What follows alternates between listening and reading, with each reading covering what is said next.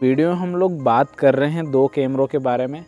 एक तो cannon 200D Mark II है और एक है कैनन M50 Mark II। इन दोनों ही कैमरों को मैंने काफ़ी ज़्यादा यूज़ किया है और काफ़ी लोगों को ऐसे ना इच्छा है कि भाई दोनों सिमिलर प्राइस के आसपास ही आ रहे हैं और ये भी कैनन का कैमरा है, ये भी कैनन का कैमरा है, दोनों ही लेटेस्ट मॉडल है, दोनों ही जो है Mark II पर चल रहे हैं। तो भाई तू बता तो सही कि भाई दोनों में से कौन सा बेटर है।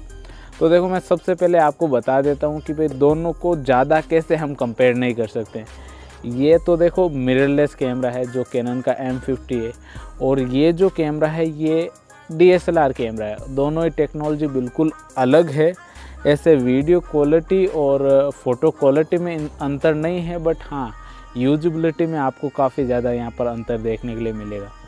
देखो, कैनन M50 जो है एक मिररलेस कैमरा है, तो इसके जो लेंस वगैरह है ये आजकल के टाइप से बनाए गए हैं, तो फास्ट है, ज़्यादा फास्ट है कैनन 200D के मुकाबले। दोनों में जो है STM लेंस का यूज़ किया जा रहा है। और प्राइस की अगर हम बात करें तो दोनों में जो प्राइस लगभग सिमिलर सी ही है।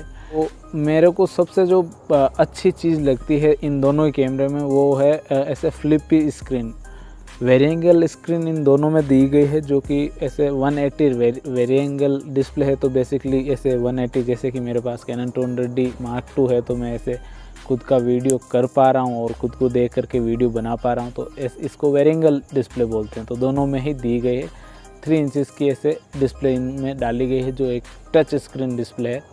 अब देखो, टच स्क्रीन है तो जो कैनन M50 है इसमें M50 Mark II नहीं बोलूँगा, मैं बार बार M50 ही बोलूँगा।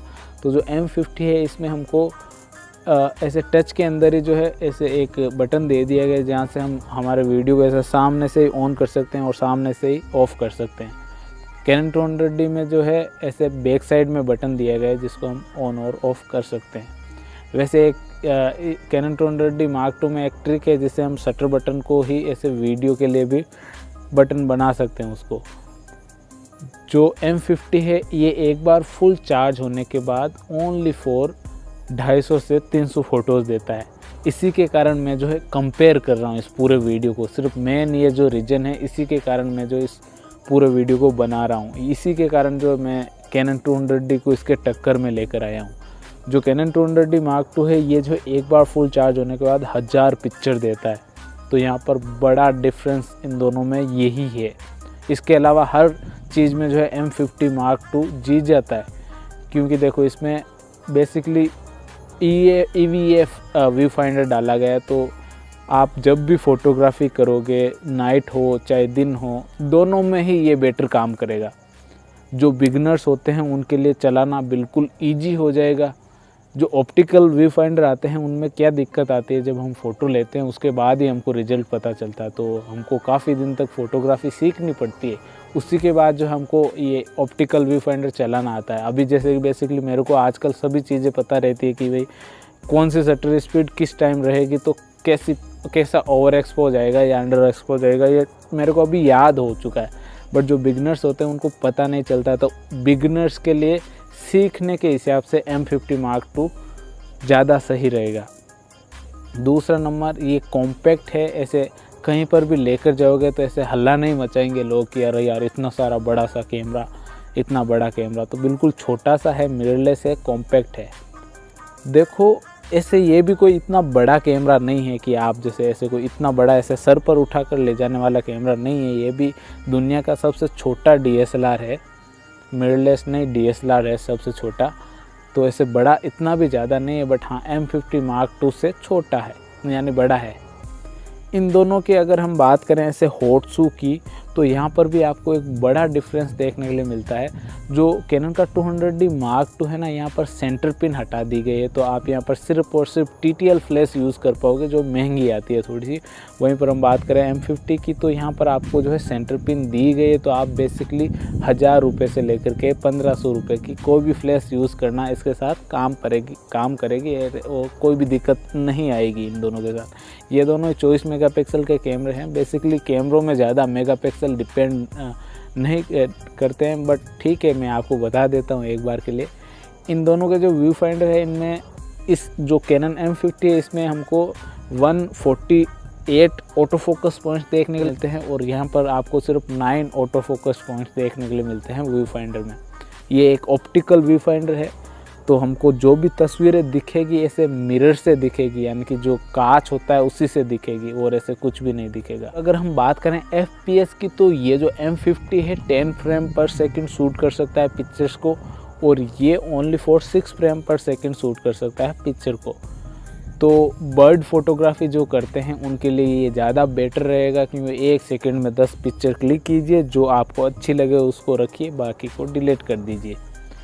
ऑटो फोकस सिस्टम की बात करें तो दोनों में हमको STM मोटर्स लेंस में देखने के लिए मिलती है, जो किट लेंस आते हैं। ये 18 से शुरू होता है और 55 mm तक जाता है, और ये जो है 15 से शुरू होता है और 45 mm तक जाता है। इसका F नंबर f3.5 है और इसका जो F नंबर है वो 4 है। तो यहाँ पर आपको थोड़ी सी लो लाइट परफॉर्मेंस ज़्यादा बेटर देखने के लिए मिलेगी M50 Mark II में। व्लॉगर्स के लिए ये ज़्यादा बेटर कैमरा है। एक तो इसका वज़न कम है, कॉम्पैक्ट है और ऐसे यूज़ करने में कैनन 200D से ज़्यादा सरल है। तो बेसिकली जो यूट्यूबर्स हो गए, कंटेंट क्रिएटर हो गए, जिनको अपना खुद का कैमरा खुद ही संभालना होता है, उनके लिए ज़्यादा बेटर रहेगा M50 Mark II। इसके अलावा ये जो कैनन 200D Mark II है, ये भी कोई बुरा कैमरा नहीं है। अगर आप वेडिंग फोटोग्राफी कर रहे हो और ऐसे सेकेंडरी कैमरे के तौर पर किसी कैमरे को लेना चाहते हो, तो Mark II का आप जो है कैनन 200D Mark II को ले सकते हो। ये आपको कभी भी दिक्कत नहीं देगा। STM मोटर डाली गई, तो दोनों का ही ऑटो फोकस सिस्टम तगड़ा है, फास्ट है, साइलेंटली वर्क करता है। ऐसे वीडियो बनाओ तो ऐसे स्टटर की कोई भी आवाज़ नहीं आएगी इनके किट लेंस के साथ। बट मैं आपको बता दूं, ये जो M50 Mark II है ये थोड़ा सा तेज़ है ऑटो फोकस में, क्योंकि इसका जो लेंस बनाया गया है ये अभी लेटेस्ट है, अभी के टाइम में मिररलेस कैमरों के हिसाब से बनाया गया है। तो इसका जो लेंस है थोड़ा सा तेज़ है। दोनों में आई ऑटो फोकस दिया गया है, तो ठीक है, ये वीडियो और फोटोज़ दोनों में ही काम करेगा। 1080p 60 फ्रेम पर सेकंड ये शूट करता है और 1080p 60 फ्रेम पर सेकंड ही ये शूट करता है। दोनों में 4K वीडियो रिकॉर्डिंग दी गई है। अब देखो 4K ये इन दोनों में वो वाला डाला गया है जो बेसिकली ऐसे हम रैंडमली शूट नहीं कर सकते। इसमें भी ऑटो फोकस काम नहीं करता है और इसमें भी ऑटो फोकस काम नहीं करता है, मैन्युअली आपको ऑपरेट करना पड़ता है। और अगर हम स्लो मोशन की बात करें तो ये जो है स्लो मोशन में 720p ही शूट कर सकता है। 720p एट 120 फ्रेम पर सेकेंड ये जो शूट कर सकता है, और ये भी उसी फ्रेम रेट पर चलता है। दोनों की जो शटर स्पीड है 4000 तक जाती है। और इसके अलावा ऐसे टेक्निकली ज़्यादा मैं चीज़ें आपको बताऊं तो वो आपके काम की नहीं है। इसमें जो है LP17 बैटरी डाली गई है और इसमें जो है LP12 बैटरी डाली गई है। दोनों को अगर आप लेने जाओगे मार्केट में तो इसकी जो ओरिजिनल बैटरी है वो लगभग 3.5 में मिलेगी, इसकी भी 3.5 में मिलेगी। लोकल लेने जाओगे तो लगभग अगर मैं आपको बताऊं ऐसे ऑफलाइन दिल्ली में लेने जाओगे तो 700 में इसकी मिल जाएगी, 700 में इसकी मिल जाएगी। ऑनलाइन मंगाओगे तो 900 से लेकर के 1000 में दोनों को ही मिल जाएगी। इसके साथ आपको ऐसे बैटरियाँ झोला लेकर चलना पड़ेगा साथ में। इसमें 2 बैटरी रहेगी तो आपका जो है पूरे दिन अगर आप जी जान लगा दोगे तो भी डिस्चार्ज नहीं कर पाओगे, क्योंकि एक बार फुल चार्ज होने के बाद ये जो 1000 शॉट देता है। दोनों जो है USB से चार्ज नहीं होते हैं। बेसिकली जितने भी सोनी के मिररलेस कैमरे आते हैं उन सभी में जो शुरुआत से ही USB चार्जिंग का सपोर्ट दिया गया है। तो ये भी एक मिररलेस कैमरा, बट इसमें जो USB का चार्जिंग सपोर्ट नहीं दिया गया है। जो ये कैमरा है इसके हम अगर डायलर वाइज बात करें थोड़े बहुत बटन वगैरह की, तो इसके जो बटन्स दिए गए हैं, जो शटर स्पीड का बटन दिया गया है वो शटर बटन के चारों में एक रिंग बना कर दिया गया है। तो ऐसे शटर स्पीड के चारों तरफ ही ऐसे उसको फिराना पड़ेगा। इसमें जो शटर स्पीड का बटन अलग है और जो शटर स्पीड रिंग है वो थोड़ी सी अलग दी गई है। इसमें जैसे मैंने आपको बताया इसका जो वीडियो ऑन करने का बटन है वो ऊपर दिया गया है और टच स्क्रीन से भी आप इसको जो है ऑन और ऑफ़ कर पाओगे। इसको टच स्क्रीन से ऑन और ऑफ़ नहीं कर पाओगे, मीन्स वीडियो ऑन और ऑफ़ नहीं कर पाओगे, इसमें वीडियो ऑन कर पाओगे।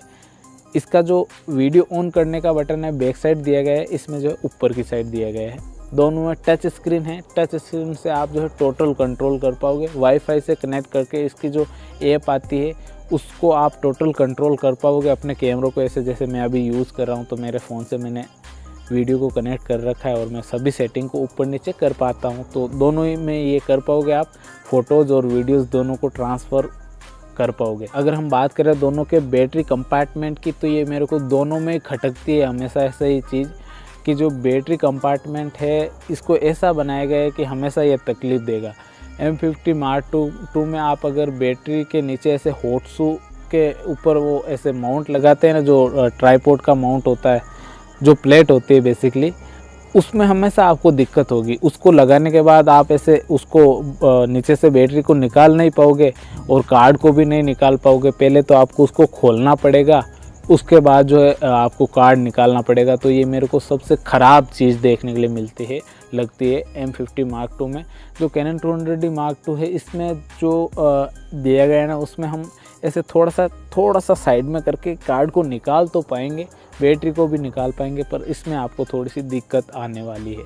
और दोनों को ऐसे ऑपरेट करना सेम है, बट इसमें थोड़े से फंक्शन ज़्यादा दिए गए हैं। ऐसे फ़ोटोज़ का कलर वगैरह खींचने के बाद भी आप सेटिंग से चेंज कर पाओगे।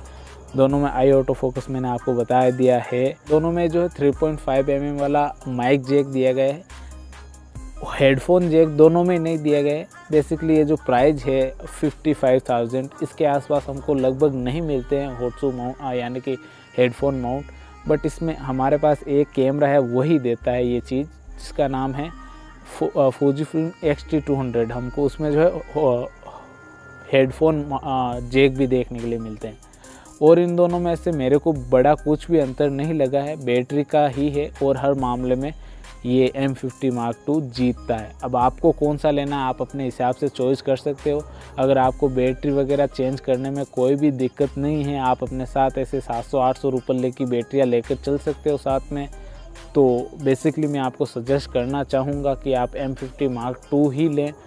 Canon 200D एक ओल्डर टाइम का जो है कैमरा है, अभी लॉन्च तो 2020 में ही हुआ है, बट हाँ ओल्डर टाइप का ही DSLR है। अगर हम कंपेयर करें M50 Mark II से, तो ये आजकल के टाइम का कैमरा है, तो इसको ऑपरेट कर पाना सरल रहेगा और ऐसे मज़ा आएगा चलाते वक्त कि भाई मिररलेस कैमरा चला रहे हैं, ऐसे फ़ोन की तरह लगेगा कि कोई फ़ोन से ही तस्वीरें क्लिक कर रहे हैं। तो अगर आपको ये लगता है कि आप हाँ हैंडल कर लोगे बैटरी के झमेले को, तो बेसिकली इसके साथ जाइए। अगर आपको ऐसा लगता है आप वेडिंग में काम कर रहे हो, आपको सेकेंडरी कैमरा चाहिए, वो बिल्कुल चलता ही जाए, तो उसके लिए आपको मैं सजेस्ट करूँगा Canon 200D Mark II।